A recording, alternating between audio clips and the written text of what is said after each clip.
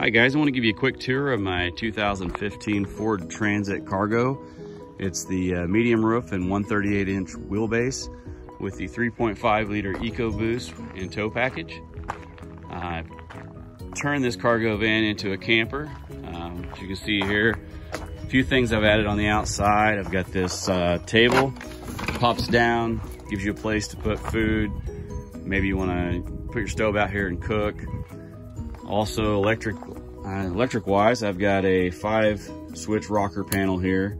I've got two 1.5 amp USBs, the cigarette lighter, and then these different controls. You can shut your MaxxAir fan off, the Dometic fridge. You can also turn on the puck lights. As you can see here, I've got those on now. Inside the van, put down some some laminate style flooring, little trim guard in the front. I built a little shelf up here, and then we did the tongue and groove ceiling. Was really easy to do. Van's completely insulated, has spray foam, a lot of poly isoboard, and some other insulation. As you walk into the van, first thing you're going to see is this little bench. It's just really a little cabinet, place to store things. You can also flip around here and sit at the bench. And then there's this table that slides out. So you can sit here. It comes out all the way, and use this to cook on. If you're on the other side, place to eat. Also up front here, I put in a 110 outlet. We've got two receptacles and two USBs. And then down below in the center is our Dometic fridge. Not really finished with this, but it's on guides. So it comes out, and if you're not familiar with these, you've got a freezer, and then it also acts as a fridge. These things are really nice. It's actually, there's an app that you can control it by Wi-Fi, so you can control the temperature and see what's going on with the fridge at all times. As for a sink, I put in this small sink. Faucet had a little bit of problems. Gonna try to get a new one ordered. And then I've got just a little door here and two 6-gallon containers. One is for our fresh water, one's for our gray water. We'll also have some storage in there for a few other little things. I am a little over 6'1", so sleeping sideways was not gonna work for me. So I went with the bed lengthways, which I didn't want to make the bed up every day anyway. So we've got the bed, did a foam mattress. Here we've got our controller for the MaxxAir fan Deluxe. And then out here, I just did some coveys because I thought it would be a lot easier than having a bunch of doors and stuff. So you can put stuff in here. These are a little deeper down here, put clothes in, whatever you've got.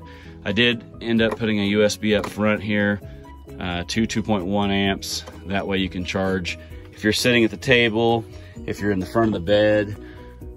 There's a little shelf I built here, kind of contoured it with the ceiling, trimmed this out. Turned out pretty nice. Then you got the overhead storage there.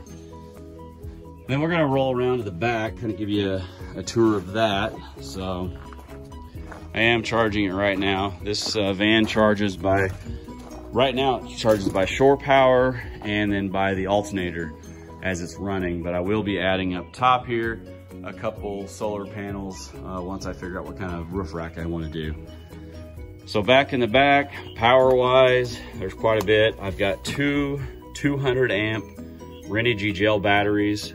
So we've got 400 amp hours. We got this monster Renogy 2000 watt inverter charger. As you can see here at the end, we've got the DC power cables going in. We also have the AC and then the AC out. So this is an inverter charger. It also, not only does it charge the batteries, but it also allows you to run, converts the DC over to AC, which allows this breaker box to power the receptacle in the front. We could add more in the future. You'll see I did put in a lot of fuses. There's a 200 amp fuse here, a 200 amp fuse in there. There's another fuse down there. That's the shunt there in the front, that shiny bronze or copper color.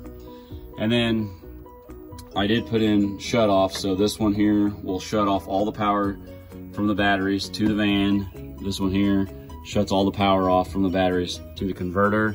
And then this box here is our DC distribution box, so that runs all of the lights, max air fan, Dometic fridge, and all the charging places.